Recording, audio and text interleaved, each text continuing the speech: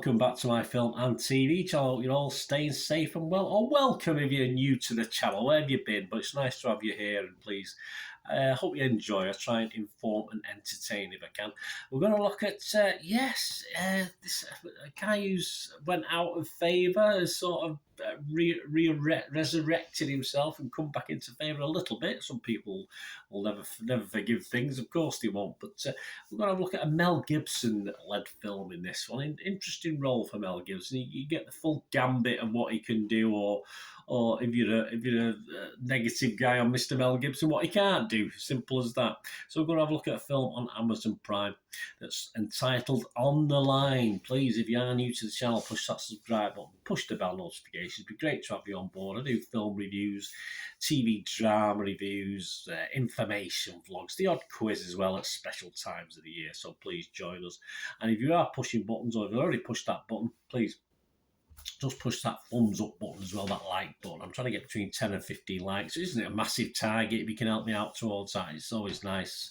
And it's always nice on YouTube to get likes. Of course it is, for your efforts. So if you can help me towards that, I would be much appreciative. Yes, or very appreciative as well, even. On the Line, 104 minutes. A thriller, okay. Written, produced and directed by Romuald Boulanger. There's a name. It stars Mel Gibson, as we said, as Elvis. There's a name. Kevin Dillon as Justin. Enrique Arce. A-R-C-E. I'm sorry, Enrique Arce. Well, I mean, that's how it sounds to me. English. That's how it sounds to me. As Tony. William Moseley as Dillon. And Nadia Fares as Sam Dubois. These scores and comments are all as at the 3rd of February 2023 at 7 p.m. Internet Movie Database just below that 6 out of 10 I like to see, 5.4 out of 10 with a 55% positivity. So 55% of the people who watched it were okay on it, 45% not so much. Rotten Tomato audience, a little bit lower, just 40% positivity, not great. And it's about a host, a radio host, a DJ who takes a call. He's not a DJ, he does a live show basically. I'm sure he does play music, but not much of it. And he takes a call where an unknown person threatens to kill the showman's entire family on air. And yes, the showman is Mel Gibson. To save loved ones, a radio host will have to play a survival game. And the only way to win is to find out the identity of the criminal. Well, that would help, wouldn't it? So there you go. Rotten Tomatoes, critics, what are they thinking? The public, not overly impressed.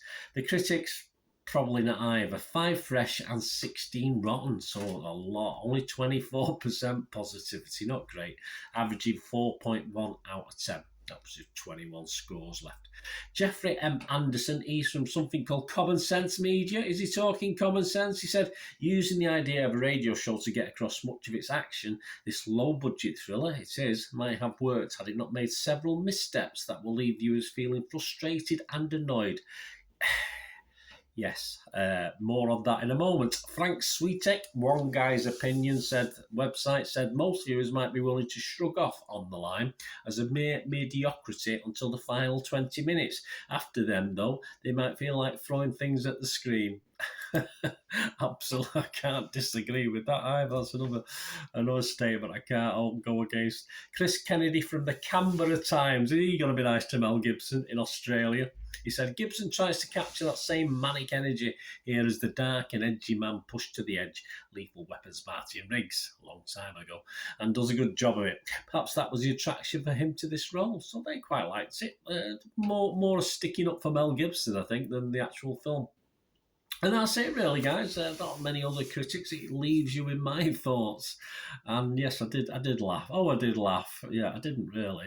Frustration was a word used by a critic there. I think that sort of sums it up for me. Yeah, I'm not going to give this a mark, but if based on how long is this film? We can't remember how long it was. 104 minutes. Yes.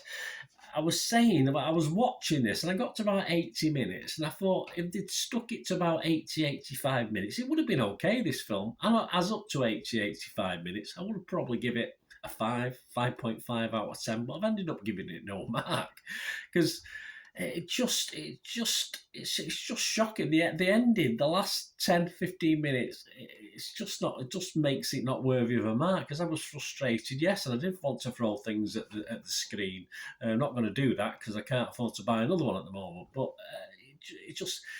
I felt all the way through 104 minutes was going to be too long. It was too long. It was too drawn out. There's a little bit of jeopardy, but in the end, it was getting a little bit repetitive and a little bit dull. So I say it was only going to score a 5 and a 5.5. But then we get an ending that, for me, it was just pathetic. It was just went from a sort of drawn out thriller, which it was, and it was, I say, as a streaming film that, if you subscribe to the channels and you're not paying anything extra, it was all right. It was, for an afternoon while you're doing something else, you could have it on the background and still think it was all right. And then it just went from drawn out, a little bit daft at times, as you expect any sort of thrillers like this, a bit over the top with the acting, etc., etc., with the parts. But it just got okay. It just went to stupid. It just went to absolutely stupid. And then a twist that I saw a million miles away.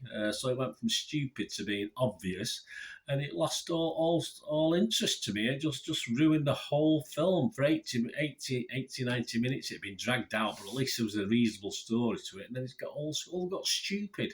So if you want to watch it and see what I mean, please do so, because I wouldn't put you off. Because as I said, there was bits of it I liked, but I was totally flabbergasted with the ending, and you'll know what I mean if you watch it, or you'll know what I mean if you've already watched it and just wanted to see what my view was. But yeah, by the end of it, and by the finish, and by the end credits, you may as well have not bothered, because it just totally ruined the film for me. Let me know what you think, guys. Anyway, we'll love to have your opinions if you've watched this, and you just let me know. Let me know if a lot of the critics, a lot of the people reviewing this had similar thoughts to what I've had on this, and it doesn't always happen with films and people, but yes, if you haven't watched it, please do watch it. And as I said, watch it while you're doing something else, so it's there in the background. Don't get too involved, because it will let you down. I'm sure some people weren't let down. There's some odd good scores, but generally, yes, it will let you down. Let me know anyway, guys. Thanks for watching. Please, until we meet again, that's one thing, don't I? Please stay safe, everyone. Bye for now.